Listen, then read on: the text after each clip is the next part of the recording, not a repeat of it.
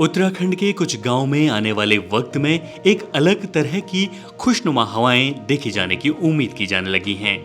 वो इसलिए कि आने वाले वक्त में किसी ग्राम सभा का पंचायत सचिव हो या जेई साहब कम से कम गांव के प्रधान या प्रधानपति को बरगला या बहला तो नहीं पाएंगे।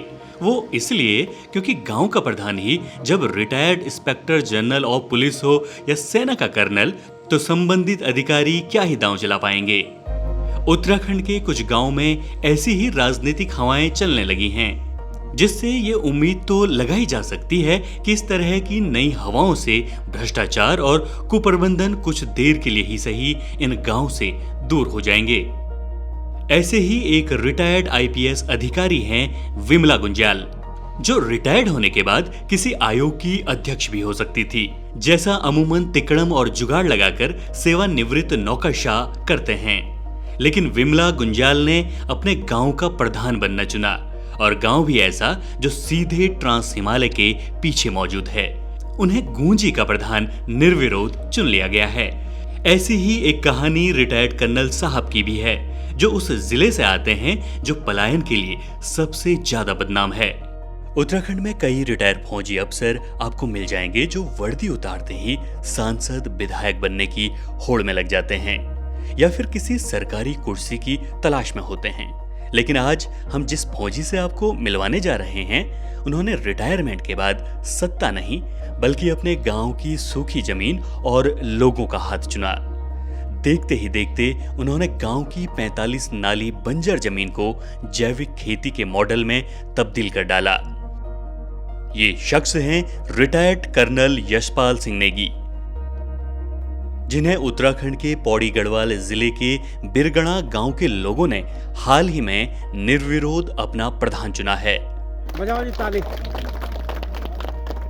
30 साल तक देश की सेवा करने वाले कर्नल ने रिटायरमेंट के बाद आराम नहीं अन्न चुना। शहर की सुख सुविधाएं छोड़कर पहाड़ की बंजर जमीन को हरा भरा बनाने का संकल्प लिया। 45 नाली जमीन पर पत्नी के साथ मिलकर जैविक खेती शुरू की। वो अपने गांव में जौ, मंडुआ, सरसों, चौलाई जैसी पारंपरिक फसलों को उगा रहे हैं।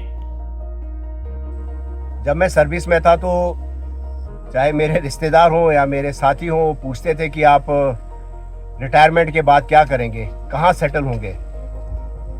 और न जाने क्यों मैं हमेशा यही सोचता था कि मैंने रिटायरमेंट के बाद गांव जाना है।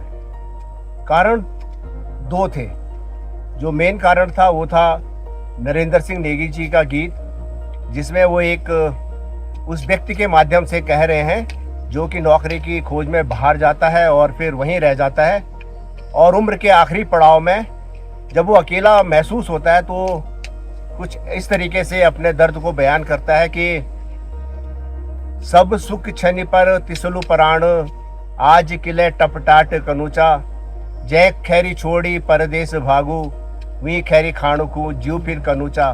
तो जब मैं रिटायरमेंट के बाद अपनी पत्नी श्रीमती बीना जी के साथ आया यहाँ पर घर पे, तो यही सबसे पहला मैंने कहा उद्देश्य बनाया कि इन खेतों को दोबारा से आबाद करना है। हम दोनों ने मिलकर जिस तरीके से भी किया, अपने खेतों को लगभग 40-45 नाली हमने दोबारा आबाद की पहले।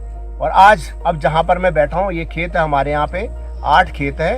इनमें मतलब पिछले 4.5 साल से हमने बहुत ही अच्छी फसल उगाई है, और खुद भी खा रहे हैं, नाते रिश्तेदार हैं जो आते हैं यहाँ पे उनको भी दे रहे हैं। तो ये तो सत्य है कि यहाँ पे खेती दोबारा से की जा सकती है, और जैविक खेती की तरफ हम कदम बढ़ा रहे हैं। और उसके साथ साथ ही फलदार वृक्ष है जो कि हमारे यहाँ के नेटिव है, जैसे अखरोट हो गए। अखरोट मैंने लगाए हैं हमने लगभग 70 पेड़, और अब इस साल मेरा विचार है कि हम स्टोन फ्रूट जो है अपने आड़ू, प्लम और खुरमानी लगाएंगे। यशपाल नेगी 1981 में सेना की मैकेनाइज्ड इन्फेंट्री में सैनिक के तौर पर भर्ती हुए। लगन के पक्के यशपाल नेगी ने अफसर बनने की परीक्षा दी। कड़ी मेहनत के बाद 1985 में उनका चयन अफसर के तौर पर हो गया, और 5 साल की कठिन ट्रेनिंग के बाद साल 1990 में वह सेकंड लेफ्टिनेंट बन गए। उन्हें आर्मी ऑर्डिनेंस कोर में सेवा का मौका मिला। इस दौरान उन्होंने सियाचिन, लेह लद्दाख के दुर्गम हिमालयी इलाकों से लेकर राजस्थान के रेगिस्तान और उत्तर पूर्व भारत के घने जंगलों तक अपनी सेवाएं दी। 2020 में सेना से रिटायर्ड होने के बाद कर्नल यशपाल सिंह नेगी अपने गांव लौट आए। यहां वो अपने बंजर खेतों को आबाद करने के काम में जुट गए। अब कर्नल नेगी जयानंद भारतीय जिला संघर्ष समिति बीरोंखाल के अध्यक्ष हैं। यह समिति पौड़ी जिले के रिखणीखाल, नैनीडांडा, थलीसैंण, बीरोंखाल, पोखड़ा को मिलाकर एक नया जिला बनाने की मांग पर लोगों को एकजुट कर रही है। वह गांव में ही अपने प्राथमिक स्कूल को ठीक करके शिक्षा का स्तर सुधारना चाहते हैं। हमारे पहाड़ में शिक्षा जो है वो बहुत पिछड़ चुके हैं। हमारे क्षेत्र के लोग ही नहीं, उत्तराखंड के पहाड़ों के लोग। एक तो गांव की में पलायन हो चुका है, तो बच्चे बहुत कम हैं। बहुत कम आपको बच्चे स्कूलों में मिलेंगे, खास करके हमारे क्षेत्र में। और जो प्राथमिक पाठशालाएं हैं वहाँ पे अगर बच्चे कम हैं तो उसी तरीके से टीचर भी कम है, शिक्षक भी कम है।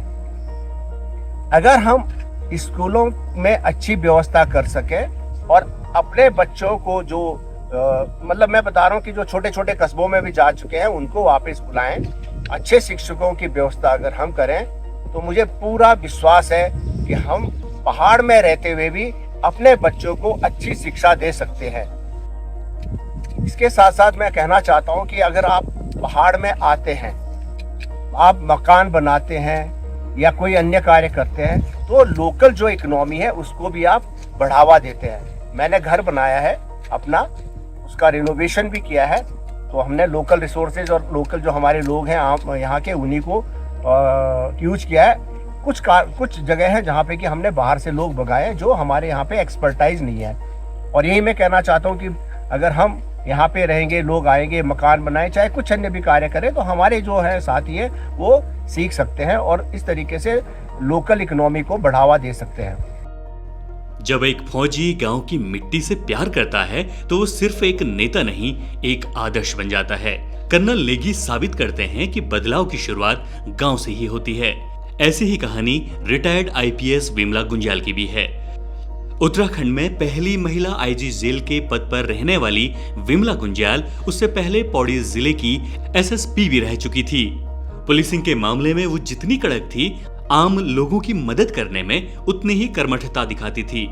खैर, ये तो भविष्य ही बताएगा कि इन गांवों की विकास यात्रा की रफ्तार क्या है, लेकिन इस बात की तारीफ तो की जा सकती है कि जिस पद पर ये अधिकारी रह चुके हैं उसकी हनक को छोड़कर बिल्कुल जमीनी स्तर का नेता बनना सच में प्रेरणा देने जैसा कुछ है।